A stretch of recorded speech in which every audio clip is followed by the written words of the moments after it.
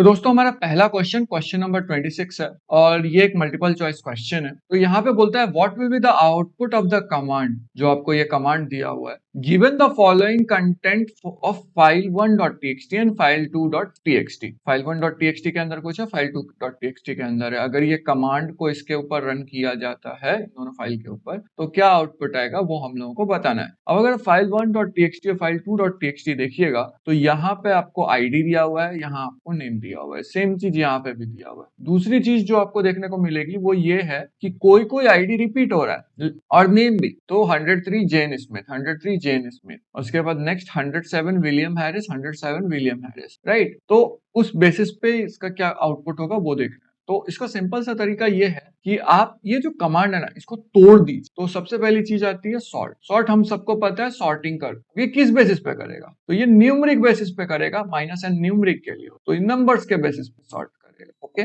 और किस पे सॉर्ट करेगा, तो फाइल 1.txt और फाइल 2.txt पे, ठीक है। इसके बाद नेक्स्ट कमांड थोड़ा सा अलग टाइप का है, ये अवेक का कमांड है। तो इसको आप ऐसा समझ लीजिए कि सिर्फ डिफॉल्ट ब्लॉक यहाँ यूज हो रहा है और यहाँ पे आपके पास $1 प्लस प्लस है। $1 प्लस प्लस क्या करता है वो देखना हमें जरूरी। तो $1 प्लस प्लस एक एसोसिएटिव अरे है जो कि कुछ इस तरीके से आएगा, जो भी यहाँ डेटा है, ठीक है। और ये $1 का मतलब क्या है, अवेक में याद रखिए $1 का मतलब फर्स्ट फील्ड, यानी कि ये वाला फील्ड है, यानी यहाँ पे 101, 102, 103 होगा। बट यहाँ पे कंडीशन लगाया गया है नॉट सीन, तो ये नॉट सीन है, राइट। अब हम लोग को एक चीज पता है कि अवेक के अंदर डिफॉल्ट ब्लॉक तब तक रन होता है जितने नंबर ऑफ रोज होते हैं, लेकिन यहाँ नॉट सीन प्लस प्लस है। इसका मतलब है कि सीन को तभी इंक्रीमेंट करो जब वो ऑलरेडी अवेलेबल नहीं है, राइट। जब तक वो अवेलेबल है तब तक सीन को स्किप कर दो और फाइनली प्रिंट कर दो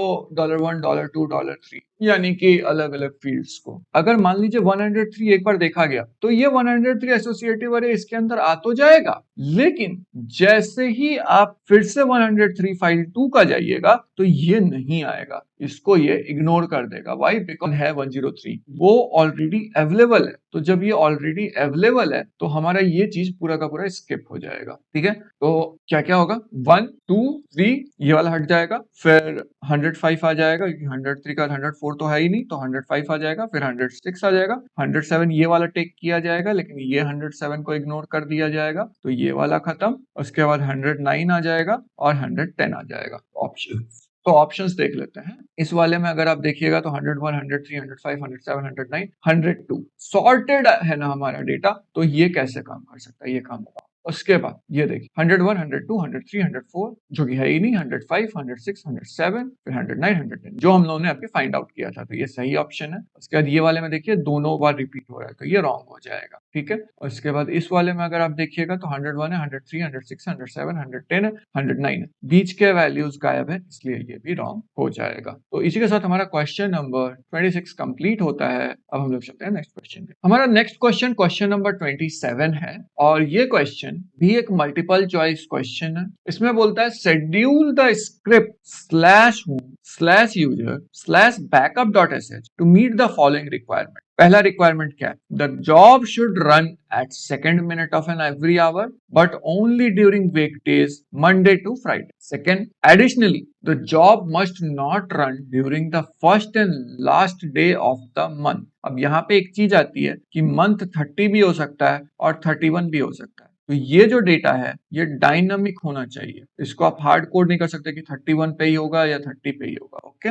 उसके बाद तीसरी, it should execute a script located at this particular position home slash user slash backup dot sh and log the output to var log backup dot log, और वो भी किसमें, अपेंड मोड में, ठीक है। तो ये जो आउटपुट है ये अपेंड मोड में जाएगा, यानी ऐसा डबल एरो आना चाहिए आफ्टर एग्जीक्यूटिंग एवरीथिंग, ठीक है। तो उसके बेसिस पे अगर आप ऑप्शंस देखिएगा ये वाला ऑप्शन खत्म हो जाएगा, बिकॉज अब यहाँ देख सकते हैं कि यहाँ ये अपेंड मोड अवेलेबल नहीं है, तो ये वाला हमारा कैंसिल आउट हो गया। अब नेक्स्ट, मैंने बोला था कि ये 30 या 31 हो सकता है, डायनामिक होना चाहिए ये, और यहाँ क्या है, हार्ड कोडेड, तो ये ऑप्शन गलत हो गया और ये ऑप्शन भी गलत हो गया, ये हार्ड कोडेड है। बचा क्या, ये ऑप्शन। तो इसको तरीके से आप क्वेश्चन को बहुत सिंपली सॉल्व कर सकते हैं। अगर फिर भी आपको सॉल्व करना है तो आपको ये आना चाहिए कि ये जो स्ट्रिंग है, ये क्या कर रहा है। तो फॉर क्लैरिटी सेक मैं इसे एक्सप्लेन करता हूँ, ये इंपॉर्टेंट भी है, तो मुझे लगता है कि अगर मैं एक्सप्लेन करूंगा तो बेनिफिशियल ही होगा। तो ये पूरा पार्ट ना एक्चुअली क्रॉन टैब का पार्ट, और क्रॉन टैब बेसिकली एक तरीके का फंक्शनैलिटी है आपके बैश में, जिससे आप चीजों को ऑटोमेशन पे लगा सकते। इनफैक्ट जो बहुत सारे डेवऑप्स होते हैं वो भी इसका बहुत ज्यादा यूज करते हैं। ठीक है, ये बहुत सिंपल सा चीज है, तो इसका जो सिंटैक्स है वो समझ, बिकॉज वो बहुत इंपॉर्टेंट है। तो क्रॉन टैग का जो सिंटैक्स है वो बहुत सिंपल है, ये अगर आप रिमेंबर करेंगे तो हमेशा आपको हेल्प हो जाएगी। पहला जो यहाँ पे आप देख रहे हैं ये मिनट है, ठीक है। उसके बाद नेक्स्ट जो आता है वो आता है आवर, उसके बाद नेक्स्ट जो आता है वो आता है डे, उसके बाद क्या आता है मंथ, उसके बाद आता है weekend, weeks, I mean weekend not weeks, number of weeks, किस किस वीक में या किस किस डे में आपको चलाना है वो, और फाइनली आपका कमांड आता है, जो भी आप कमांड रन करना चाहते हो ये। ठीक है, तो यहाँ देखिए पहला क्या है हमारा लॉजिक, पहला है should run at the second minute of every hour. तो एवरी मतलब स्टार, मिनट हमारा यहाँ पे है तो सेकंड मिनट मतलब 2 यहाँ आ जाएगा। ओके, उसके बाद क्या है, but only during week days, तो डे तो सारे के सारे आएंगे, मंथ भी ये अभी के लिए इग्नोर कर देते हैं हम लोग, और ये वीक्स, तो weeks only week days, Monday to Friday, तो कितना होता है 1 to 5, राइट। तो ये 1 to 5 यहाँ आ गया। अब इसके बाद आपका ये वाला फॉर्मेशन तो हो गया है ना। अब हमारे पास है ये सारी चीजें क्या हो रही है, तो ये कमांड है बेसिकली। तो आप अगर ये देखिएगा तो डॉलर का मतलब तो वैल्यू ले लो, डेट कमांड लो, प्लस परसेंटेज डी, ये डेट का वैल्यू लेने के, जो भी डेट का वैल्यू है वो ले लो, मतलब डेट कमांड से जो भी डेट का वैल्यू परसेंटेज डी हम लोग पास ऑन कर रहे हैं डेट टाइम के हिसाब से, और वो ग्रेटर देन 1 होना चाहिए, राइट। तो माइनस जीटी का मतलब 1 है, और ये पूरा का पूरा एक टेस्ट एक्सप्रेशन, यानी कि ये या तो ट्रू इवैल्यूएट करेगा या फॉल्स इवैल्यूएट करेगा, यानी ट्रू हुआ तो 0 होगा, और अगर फॉल्स है तो कोई भी और वैल्यू हो सकता है 0 के अलावा। तो अगर ये ट्रू होगा तभी ये एंड पे आएगा। तो यहाँ पे डेट का हम लोग चेक कर रहे हैं, और हम लोग चेक क्या कर, फर्स्ट एंड लास्ट डे, तो ये फर्स्ट डे और ये लास्ट डे, राइट। तो अगर ये first day of the month है तो ये नहीं काम करेगा, लेकिन अगर ये ग्रेटर देन 1 है तो यानी कि first day of the month नहीं है। अब last date of the month भी हम लोग को देखना है, तो याद रखिए मैंने last date of the month का क्या बोला था कि वो डायनामिक होना चाहिए। तो डायनामिक लेने के लिए हम लोग यहाँ पे जो भी आपका मंथ है उसको कैप्चर किए, ईयर कैप्चर किए, मंथ कैप्चर किया, और उससे बस एक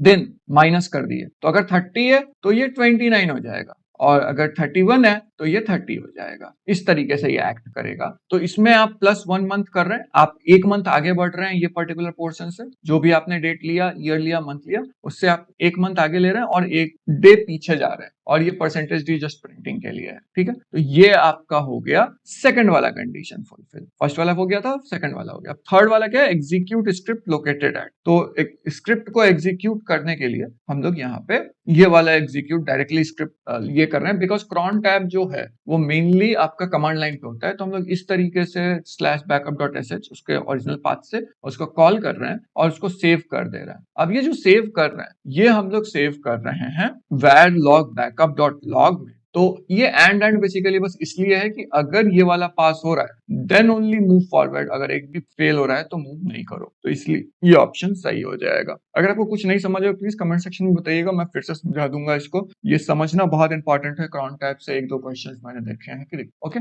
नेक्स्ट क्वेश्चन नंबर 28। जब मैंने ये क्वेश्चन देखा था तो मैंने इतना नहीं देखा था कि ये अवेक स्क्रिप्ट है, ये है वो है, मैंने सिंपली ये देखा था कि प्राइमरी पर्पस क्या है अवेक स्क्रिप्ट का। तो यहाँ पे मुझे एक चीज दिख रही थी और वो ये थी कि यहाँ वर्ड आ रहा था और फ्रीक्वेंसी ऑफ वर्ड आ रहा था। तो ऑब्वियसली फ्रीक्वेंसी से, चूंकि मैं ऑलरेडी इतना सारा क्वेश्चंस किया हूं, तो मुझे एक दिमाग में ट्रिगर हो गया कि हो सकता है फ्रीक्वेंसी काउंट हो रहा हो। अब फ्रीक्वेंसी काउंट के डिटेल में फिर मैं गया, तो यहाँ मैं गया और उससे मुझे समझ आना।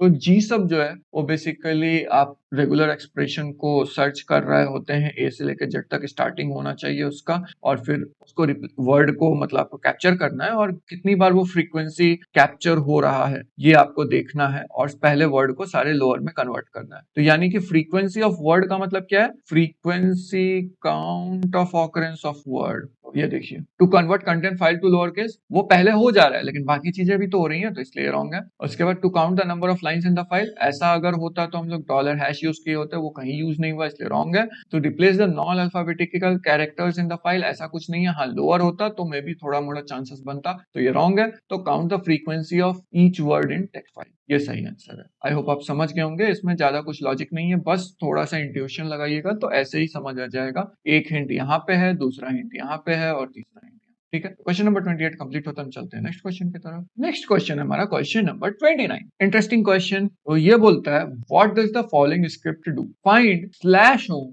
Hyphen type F name code के अंदर star dot log exact move और एमवी, जो भी आपका प्लेस होल्डर है यहाँ पे, ये प्लेस होल्डर का काम है। देन सैंपल स्लैश लॉग और ये जस्ट एस्केप, ये आपका पाथ है, फाइल जो भी आपका डेटा है ना उसका पाथ है ये। तो फाइंड कमांड है, आपको पता ही होगा। स्लैश होम के अंदर फाइंड करना है, क्या फाइंड करना है, ऐसे फाइल्स जिसका एंड डॉट लॉग हो और वो जो उसका जो टाइप हो वो फाइल, एफ मतलब फाइल है, ठीक है, उसका नेम फाइंड करना है। यानी सिंपल ऐसा भाषा में आप समझिए, तो आपको होम फोल्डर के अंदर जाना है, होम फोल्डर के अंदर आपको डॉट लॉग फाइल सर्च करने हैं। अब लॉग फाइल बहुत सारे टाइप के होते हैं, बट आपको स्पेसिफिक लॉग फाइल सर्च करने हैं जिसका टाइप फाइल हो और उस फाइल का आपको नेम कैप्चर कर, ठीक है। आपने नेम कैप्चर कर लिया, उसके बाद आप इसको एग्जीक्यूट करेंगे, एग्जैक्ट मतलब एग्जीक्यूट। उसके बाद क्या एग्जीक्यूट करेंगे, जो भी आपका फाइल नेम है उसको आप मूव करेंगे। ये प्लेस होल्डर बस वो फाइल को स्टोर करने का एक तरीका है, नथिंग एल्स, ठीक है।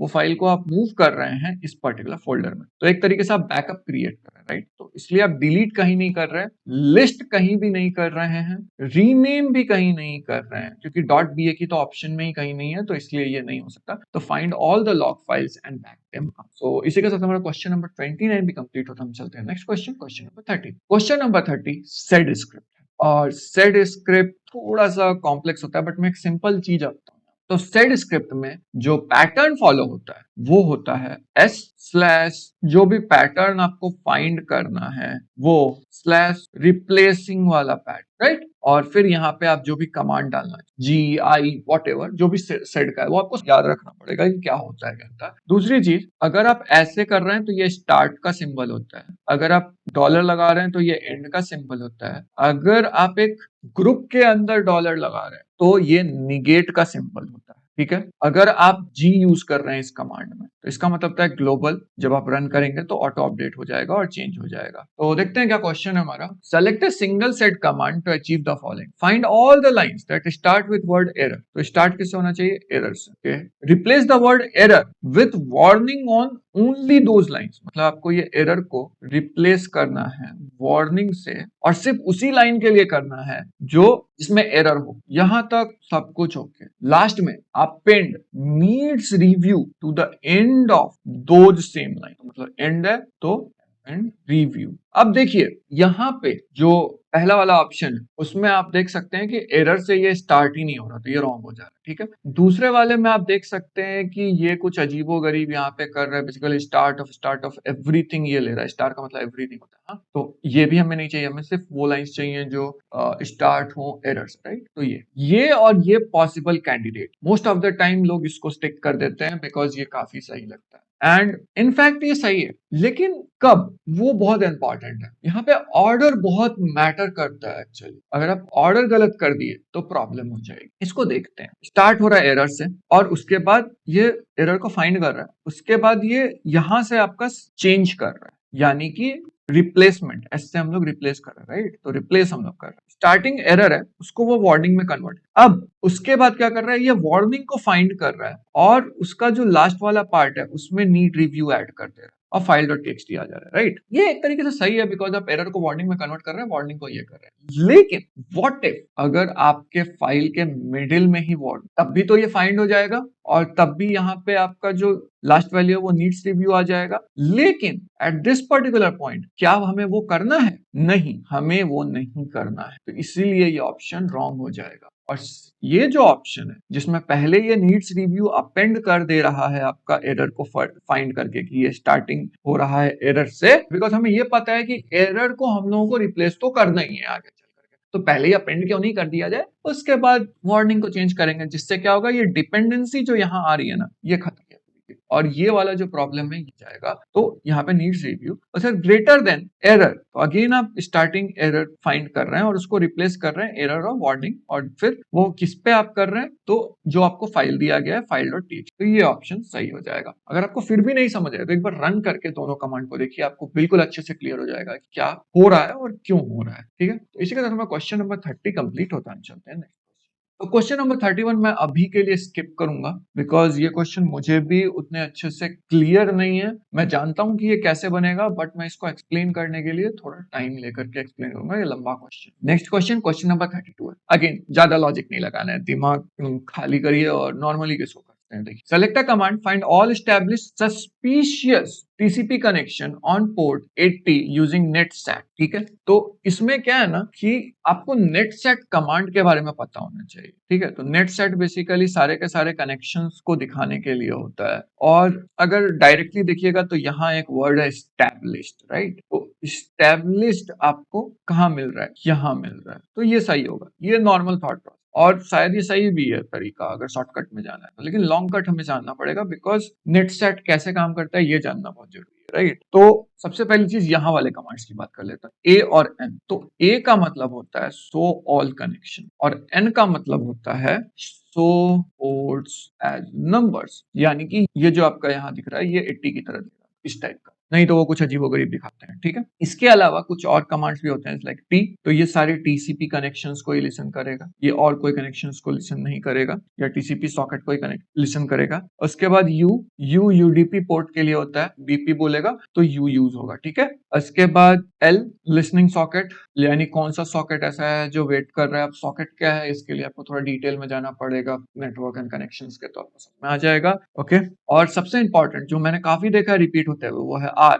यानी राउटिंग टेबल, किस तरीके से राउट हो रहा है, क्योंकि जब आपका नेटवर्क होता है तो वो एक सर्वर से दूसरे सर्वर जाता है, दूसरे से तीसरे पे जाता है, तीसरे से चौथे पे जाता है, और फाइनली आपका मेन पहुंचता है। तो ये बेसिकली काफी कॉमनली देख सकते हैं अगर आप पिंग कमांड यूज करें, पिंग जो भी आपका एड्रेस है, राइट। तो यहाँ पे क्या बोल रहा है, नेट सेट AN, तो यानी कि so all connections where the ports are numeric, और उसमें से हम लोग ग्रेप से पोर्ट 80 को एक्सेस करेंगे। भाई बिकॉज यहाँ बोला है पोर्ट 80 पे ही हमारा सस्पिशियस कनेक्शन हमें ढूंढना है, और उसके बाद हम लोगों को ऑल स्टैब्लिश्ड कनेक्शन चाहिए, तो इसलिए ग्रेप स्टैब्लिश्ड, तो ये आंसर सही होगा। ये वाला क्यों गलत होगा, बिकॉज यहाँ पे अगर आप देखिए तो सिर्फ TCP कनेक्शन ले रहा है और ये लिसन पोर्ट को सर्च कर रहा है, तो यहाँ तक तो ठीक है, ये ठीक है, TCP UDP उसके बाद लिसनिंग सॉकेट और उसके बाद न्यूमरिक पोर्ट, वो सही है, लेकिन ये लिसन कर रहा है, राइट, हमें स्टैब्लिश चाहिए, इसलिए रॉन्ग हो जाएगा। उसके बाद ई स्टैब है रॉन्ग, लिसन है रॉन्ग, और ये आर सिर्फ राउटिंग टेबल को दिखा रहा है। ठीक है, तो मैंने इसलिए आपको ये सारा बता दिया ताकि आपको इजी रहे, बिकॉज ऐसे क्वेश्चंस मैंने देखे हैं जहाँ पे ये इसमें से कुछ ना कुछ यूज होता ही दिखा है, और ये कॉमन कमांड्स मुझे लगे हैं कि आते हैं, तो मैंने बस बता दिया। तो आई होप आप ये समझ गए होंगे। End of the day simply grep command है, अगर ग्रेप को समझ गए तो फिर ये सब क्वेश्चन, ठीक है, क्वेश्चन नंबर 32 कंप्लीट हो गया है। अब हम लोग चलते हैं क्वेश्चन नंबर 30।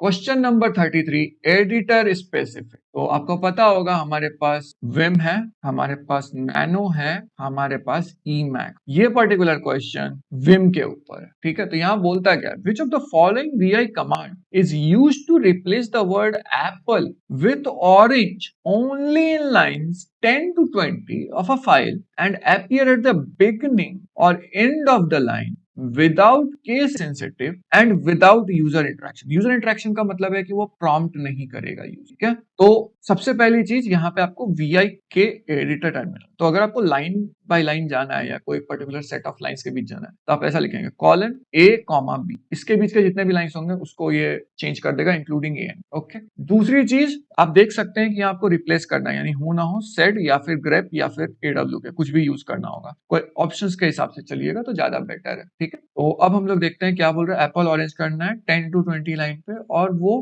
बिगिनिंग या and of the line appear हो। ठीक है, अब इसमें कुछ कमांड्स हैं जो आपको जानना है। आई केस इनसेंसिटिव के लिए होता है, सी कंफर्मेशन के लिए होता है, यानी यूजर इंटरेक्टिविटी यहीं पे खत्म, ठीक है। जी ग्लोबल के लिए होता है, और इसके अलावा यहाँ पे कुछ है नहीं तो इसको अभी के लिए इग्नोर कर दिया। ये बेसिक सेट कमांड। अब इसमें देखिएगा तो जैसा मैंने बताया, सबसे पहले ये ए कॉमा बी, और हम लोग को कितना चाहिए, लाइन से 20, तो ये एक ऑप्शन हो सकता है, ये एक ऑप्शन हो सकता है, और ये एक ऑप्शन हो सकता है, ये वाला नहीं होगा। नेक्स्ट अगर देखिएगा तो बाकी सब में सेम ही सब कुछ दिख रहा है, तो पहला वाला देखते हैं। एस स्टार्ट एप्पल से हो रहा है, उसको आप जस्ट बिगिनिंग और एंड यहाँ पे आप सर्च कर रहे हैं एप्पल का, और उसको आप रिप्लेस कर रहे हैं ऑरेंज से, और यहाँ पे आप सीधे कंफर्मेशन ले रहे हैं, तो यानी इंटरेक्टिविटी खत्म, इसलिए रॉन्ग, क्योंकि हमें यूजर इंटरेक्शन नहीं चाहिए। नेक्स्ट सेम सी यहाँ पे आ जा रहा है, इसलिए इंटरेक्शन खत्म, ठीक है, बचा गया ये। तो इसको देख लेते हैं, 10 से 20 एस, एस जो है वो सेड स्क्रिप्ट का स्टार्टिंग है। उसके बाद स्टार्ट ऑफ एप्पल, यहाँ पे कोई कंफर्मेशन नहीं चाहिए, ये स्लैश सी है, राइट, इसका मतलब है कि यहाँ पे कोई कंफर्मेशन नहीं चाहिए, इसको इग्नोर इट, जो भी कन्वर्सेशन है। और एप्पल एंड में है, डॉलर मतलब एंड है, हम लोगों को पता ही है ऑलरेडी, मैंने पिछले वाले क्वेश्चन में बताया। इसको भी हम लोग इग्नोर मारेंगे, और इसके फिर क्या करेंगे, हम लोग कन्वर्ट करेंगे ऑरेंज पे, तो हमारा एप्पल जो स्टार्टिंग और एंडिंग पे है वो ऑरेंज में हो जाएगा, और सिर्फ स्टार्टिंग और एंडिंग वाले फाइल्स में से ही कोई एक ऑरेंज में कन्वर्ट होगा। और जी मतलब ग्लोबल, वो फाइल को पूरा का पूरा चेंज कर देगा। और आई मतलब केस इनसेंसिटिव है, मतलब कैपिटल एप्पल है स्मॉल एप्पल कोई मैच नहीं, में फर्क नहीं पड़ेगा, इसलिए ये ऑप्शन सही हो जाएगा। तो इस तरीके से आपको चीजों को समझना होगा। अगर आप कमांड को समझते हैं तो इजीली हो जाएगा, एडिटर को समझते हैं तो और ज्यादा इजीली हो जाएगा। इस तरीके से हमारा क्वेश्चन नंबर 33 भी कम। नेक्स्ट क्वेश्चन है क्वेश्चन नंबर 34। इसमें बोलता है which of the following regular expression matches any price of form $3.45, $23.32 और $400। अब इसमें देखिए तीन कंडीशन बनते हैं। पहला, डॉट से पहले 1 डिजिट, डॉट के बाद 2 डिजिट है, डॉट से पहले 2 डिजिट है या 2 कैरेक्टर्स है, डॉट के बाद भी 2 डिजिट है, ये कैरेक्टर्स है। और तीसरे वाले में डॉट से पहले 3 डिजिट है लेकिन डॉट के बाद कुछ भी नहीं है। तो ऐसा जब असमंजस वाला लॉजिक रहे तो ऐसे टाइम पे बेस्ट होता है कि हम लोग ये क्वेश्चन मार्क ऑपरेटर, इसका मतलब होता है 0 और मोर, यानी हो भी सकता है नहीं भी हो सकता है, ठीक है। अब ऑप्शंस पे चलो, स्टार्टिंग, उसके बाद यहाँ पे स्केप कर रहे हैं हम लोग डॉलर, बिकॉज हम लोग को डॉलर लिटरल नॉर्मल लेना है, डॉलर अपने आप में एक एंडिंग लाइन का मतलब होता है, इसलिए हम लोग स्केप कर दे रहे हैं। और उसके बाद 0 to 9 2 टाइम्स, कॉमा, यानी कि ये एक कैरेक्टर 2 बार रिपीट हो सकता है, जरूरी नहीं है सिंगल बार भी रिपीट हो सकता है, राइट। तो ऐसे टाइम पे हम लोग प्लस यूज करते हैं, 1 और मोर, ये कॉमन ग्रेप का लॉजिक। हाँ, और यहाँ पे फिर डॉट, ये तो ये पूरा खत्म ही हो जा रहा है। दूसरा वाला में तो अजीबो गरीब है, ये होगा ही नहीं, तीसरा वाला भी नहीं होगा। चौथे वाले में थोड़ा यूनिक किस्म का प्रॉपर्टी यूज किया गया। अगेन ये क्वेश्चन काफी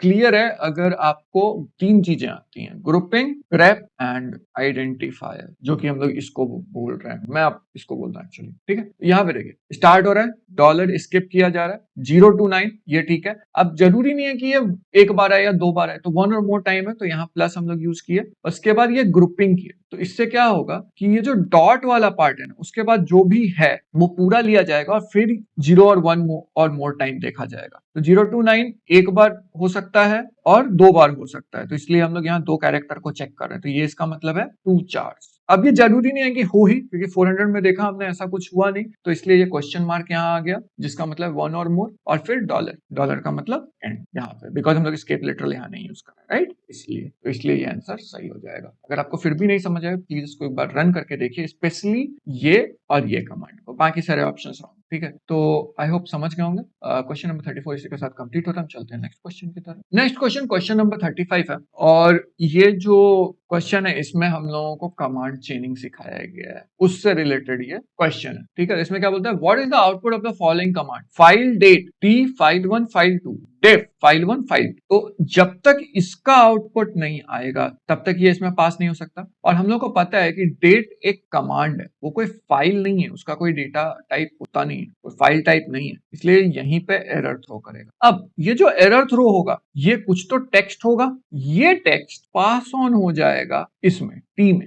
टी की खासियत क्या है, टी जो है वो एक ऐसा कमांड है जो आपको कंसोल पे भी आउटपुट देता है और वही आउटपुट आपका पास कर देता है जो भी आप फाइल्स उसे दे रहे हैं। अब फाइल्स जरूरी नहीं है कि एक ही हो, आप फाइल 1 दे सकते हैं, फाइल 2 दे सकते हैं, बट इन ऑर्डर ऑफ जिस भी ऑर्डर में वो दिया हुआ है उसी हिसाब से जाएगा। तो आप देख सकते हैं फाइल 1 और फाइल 2 दोनों में वो आउटपुट लिख रहा है। अब दोनों में वो सेम आउटपुट लिख रहा है, तो जो डिफ कमांड है फाइल 1 और फाइल 2 में कंपैरिजन चेक करेगा कि कुछ चेंज है क्या। अब चेंज तो हमारा है नहीं, तो यहां आउटपुट आएगा 0 डायरेक्टली। अगर आप यहाँ पे डॉलर हैश करेंगे जो कि लास्ट कमांड का आउटपुट देगा तो ये 0 आएगा। लेकिन यहाँ पूछ रहा है कि आउटपुट क्या होगा, जस्ट नॉर्मल रन कर रहा है, $0 नहीं यूज कर रहा है, तो इसलिए ये नथिंग प्रिंटेड होगा। ठीक है, ये बहुत इंपॉर्टेंट है। अगर ये डॉलर हैश होता तो ये ऑप्शन सही हो जाता। तो this is very important to know. ठीक है, कि किस तरीके से ये ट्रिक करते हैं। आई होप आप समझ गए होंगे। और इसी के साथ हमारा क्वेश्चन नंबर 35 भी कंप्लीट। नेक्स्ट क्वेश्चन की तरफ, हमारा नेक्स्ट क्वेश्चन, क्वेश्चन नंबर 36, और ये क्वेश्चन आपको बोलता है what is the following sed script to. आपके पास एक सेट स्क्रिप्ट है और ये क्या करता है आपको ये बताना है। ठीक है,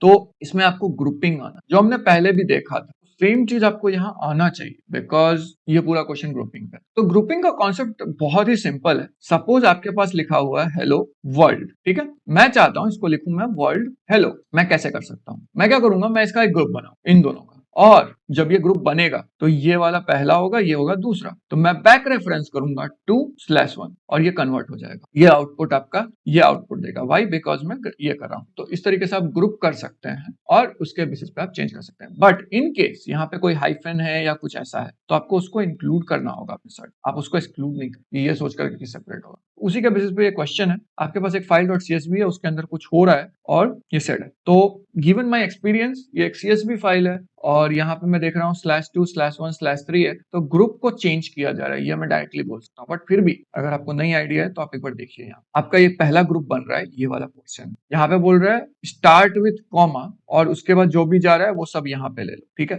ये फर्स्ट ग्रुप है। फिर स्टार्ट विथ कॉमा और यहाँ पे जो भी है सब ले लो, फिर स्टार्ट विथ कॉमा यहाँ पे जो भी है सब 3 ले लो। अब देख सकते हैं आप 1 2 3 और यहाँ पे क्या रहा है 2 1 3, मतलब कुछ ना कुछ स्वैपिंग हो रहा है। राइट, कुछ डिलीट नहीं हो रहा, कुछ ऐड नहीं हो रहा, कुछ रिप्लेस नहीं किया जा रहा है, स्वैपिंग किया जा रहा है। इसलिए ये सारे ऑप्शंस रॉन्ग हो जाएंगे और स्वैपिंग सही हो जाएगा। Swap the first and second fields of the CSV file. अगर ये फर्स्ट एंड थर्ड लिखता तो रॉन्ग हो जाता है। ठीक है, आई होप आप समझ गए होंगे। इसी के साथ question number 36 complete. Next question, question number 37 है और ये क्वेश्चन है कि यूटिलिटी क्वेश्चन, यानी कि आप इसको डेली मर्रा में यूज करें। तो यूटिलिटी आपका टार फाइल है, या फिर ऐसा बोलिए कि ये जिप करने के लिए काम आता है। ठीक है, इसके अंदर बहुत सारे कमांड्स होते हैं और उसी के बेसिस पे ये क्वेश्चन दिया है। तो चलिए इसको डाइसेक्ट करते हैं। हमेशा ऐसे कोड्स को हमेशा डाइसेक्ट कीजिए। तो टार है, ठीक है, उसके बाद क्या है हाइफन एक्सक्लूड रिमूव सैंपल। तो एक्सक्लूड का काम होता है वो उस डायरेक्टरी को कंसिडर ही नहीं करता है या एक्सक्लूड कर देता है, जो कि दूसरी बात।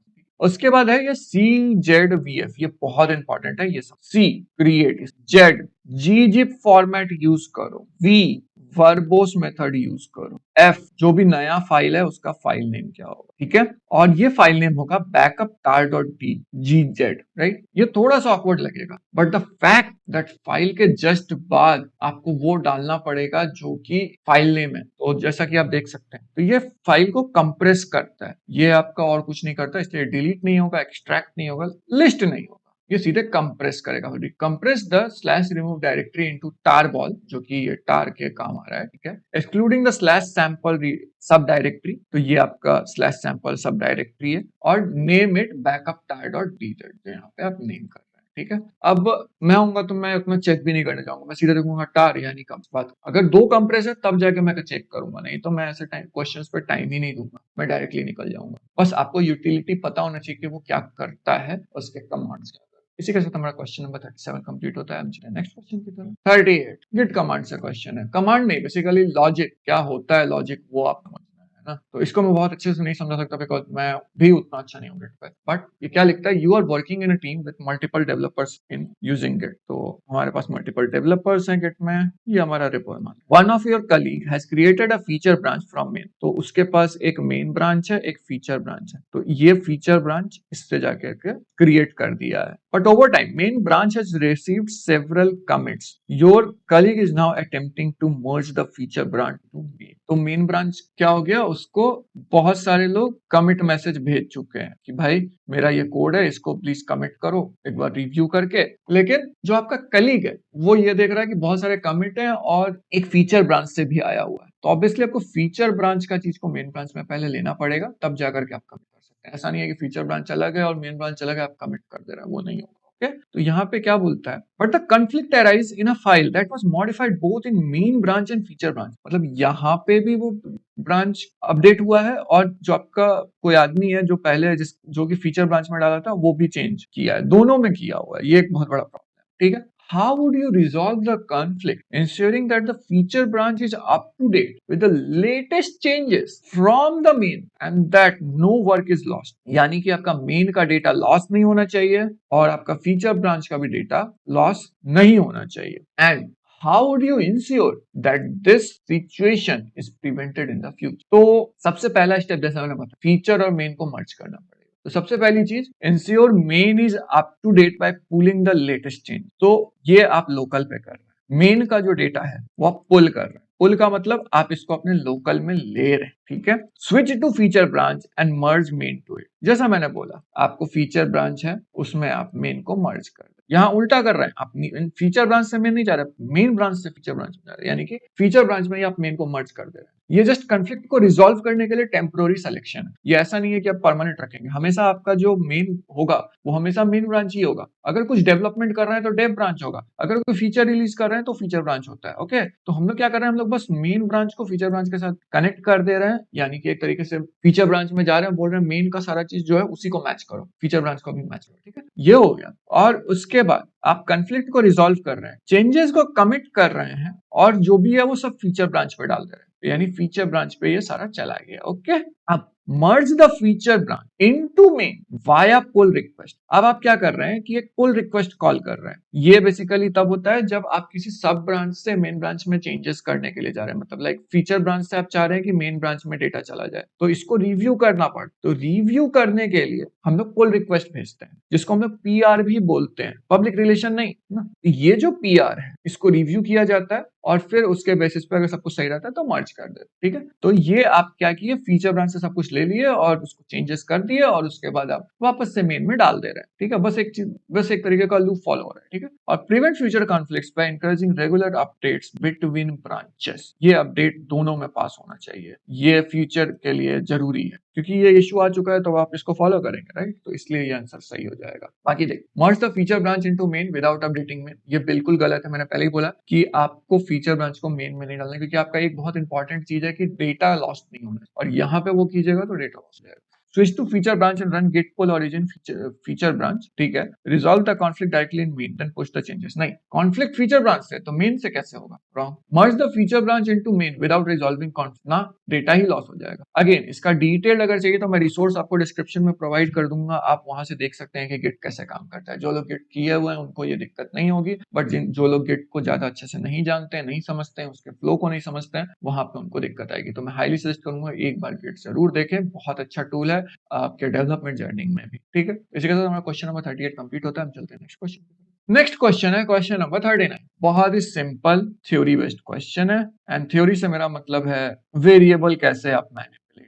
तो आपके पास क्या बोला है, there are 3 variables defined as var1 Madras, var2 IITM, var3 NPTEL. Which of the following option are correct way to display values of above 3 variable when script is run in bash? इस सिंपल आपका जो script file है उसमें आपका ये 3 variable defined है, let's say v1, v2 and v3। आपको इसको डिस्प्ले करवाना है। तो याद रखिएगा, अगर आप नॉर्मल var यूज कर रहे हैं स्क्रिप्ट में तो ये वैरी दिखा देगा, अगर आप $var यूज कर रहे हैं तो ये वैल्यू दिखाता है। लेकिन इस वैल्यू को भी दिखाने के लिए आपको प्रिंट तो करना पड़ेगा, तो इको यूज करना। ठीक है, और अगर आपको एक्सप्रेशन को इवेलुएट कर रहे हैं तो आपको इवैल भी यूज करना पड़ेगा। Let's see the options. पहला है for i in 1 2 3 do echo slash $var यानी वैल्यू $i। तो ये क्या देगा पता है आपको, var1, var2, var3। याद रखिए हमें क्या चाहिए, हमें वैल्यू चाहिए, right? And the reason I am saying is $1, $2, $3 because i का वैल्यू क्या है, 1 2 एंड 3, ये यहाँ पे आ रहा है, राइट? लेकिन हमें तो इसका वैल्यू चाहिए ना, तो यानी कि इवेलुएट करना पड़ेगा। तो इवेलुएट करना होगा तो यहाँ पे एक इवेल कमांड होना चाहिए जो कि सेकंड ऑप्शन में आ रहा है, इसलिए ये राइट ऑप्शन है। ठीक है, अगर आपको ऐसे नॉर्मली रन करना है तो आप सीधे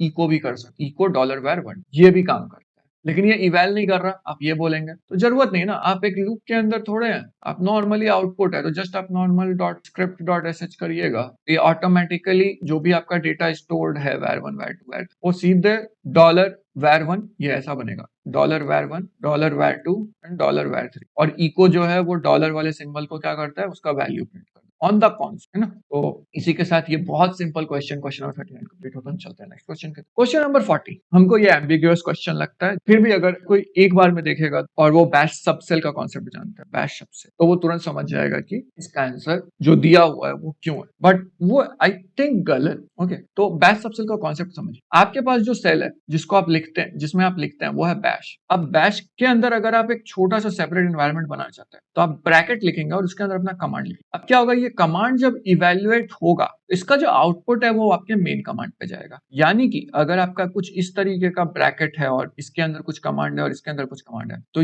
वो जो अंदर वाला है वो इवेल्युएट हुआ, वो फिर आपका जाएगा बाहर वाले में, यानी कि बाहर वाला जो ये है, और फिर उसके बेसिस पे फिर ये काम हो। तो यहाँ पूछता है the value of bash subshell after executing the command this क्या होगा। तो बैश सबसेल ये बताता है कि कितने सेल ओपन है, और सेल से मेरा मतलब सेल एंड सबसेल दोनों को मिलाकर। ठीक है, तो यहाँ पे अगर आप देखिएगा तो सबसे पहले ls कमांड सेपरेट आउटपुट दे रहा है, डेट कमांड सेपरेट आउटपुट दे रहा है, फाइल कमांड सेपरेट आउटपुट दे रहा है, और फिर echo dot dollar bash subshell दे रहा है। तो ये किस पोजीशन पे है हम लोग सबसेल के, वो भी हम लोग को देखना है, राइट। तो आप चाहे आगे से जाएं या पीछे से जाएं, आपको 3 सबसेल्स यहाँ बनाने पड़ेंगे। व्हाई?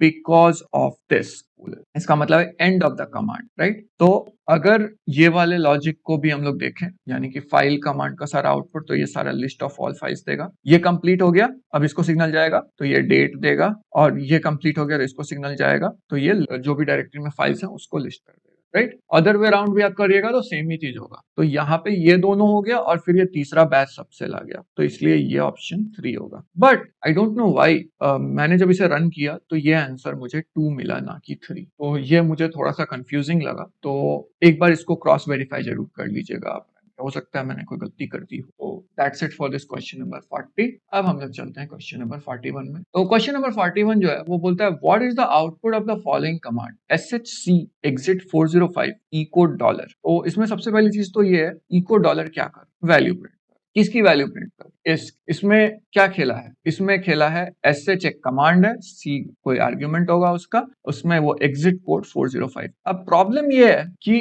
जो एग्जिट कोड होते हैं वो नॉर्मली प्रिंट करते हैं अगर नंबर 1 से लेकर के 256 के बीच, यानी 255 तक, ओके, तब तक ये बहुत अच्छे से काम करेंगे, सारे नंबर्स तक। लेकिन जैसे ही 255 से ऊपर जाएंगे ये नंबर्स लूप करेंगे मॉड्यूलो के बेस, तो यानी कि जो भी आपका नंबर होगा मॉड 256। तो अब अगर मैं यहाँ पे 256 करता हूँ, राइट, तो मैं काम करता हूँ, मैं 256 से 405 को डिवाइड करता हूँ, तो 2 टाइम्स में तो जाएगा नहीं, 1 टाइम्स में जाएगा, तो ये बचेगा 256, यहाँ से 5 में से 6 जाएगा नहीं, तो 9 हो गया, बिकॉज ये 15 ले लिया, यहाँ से 0 से ये ले लिया, तो यहाँ पे 10 था, 10 से 1 हो गया, तो 9 हो गया।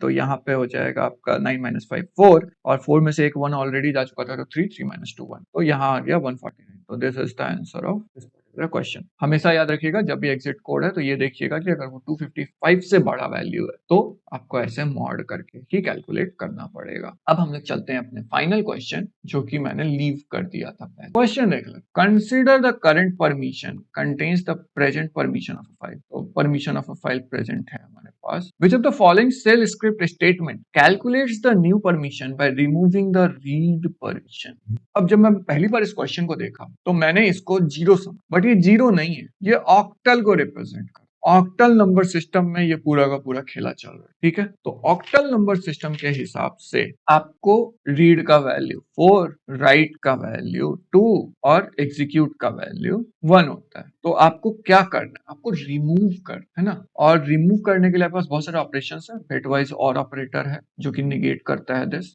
और दिस, यानी कि सारे वैल्यूज एक्सेप्ट 444, यानी कि रीड परमिशन सबसे हम लोग हटा रहे हैं ना, नेगेट कर रहे हैं, यानी कि रीड एंड एग्जीक्यूट परमिशन सारे के सारे अलाउड है। और ये यानी कि इसका क्या है, अगर ये नहीं होगा तो ये नहीं हो सकता, हमें ये नहीं चाहिए, राइट, तो इसलिए रॉन्ग। उसका दूसरा वाला एंड है, लेकिन ये 044 बोल रहा है, यानी कि ये सिर्फ बोल रहा है रीड परमिशन ही दो, बाकी सब कुछ भी मत दो, तो ये रॉन्ग हो जाएगा। तीसरा, ये परमिशन तो होना ही चाहिए, साथ ही साथ बिटवाइज एंड, ये परमिशन का नेगेशन होना चाहिए, अगेन यहाँ और है, इसलिए ये रॉन्ग हो जाएगा। अगेन मैं ये जो समझाऊं वो मैंने बताया, बट मैंने जस्ट इसमें अगर मैं बताऊं अपना, तो मैंने बस इतना देखा कि यहाँ नेगेट सिंबल है, यहाँ नेगेट सिंबल है, ये कंडीशन हो जाना चाहिए तभी ये होना चाहिए, नहीं तो नहीं होना चाहिए, तो इसलिए और सिंबल को मैंने कैंसिल कर दिया था। इसी के साथ हमारा पूरा क्वेश्चन पेपर कंप्लीट होता है। मैं फाइनल कुछ चीजें आपको बताना चाहूंगा इस क्वेश्चन पेपर को सॉल्व करते करते, जो मैंने फाइंड आउट की और मैंने पाया कि इस क्वेश्चन पेपर में पैटर्न मैचिंग के क्वेश्चन बहुत ज्यादा, यूटिलिटी के क्वेश्चन उतने नहीं थे बट थे।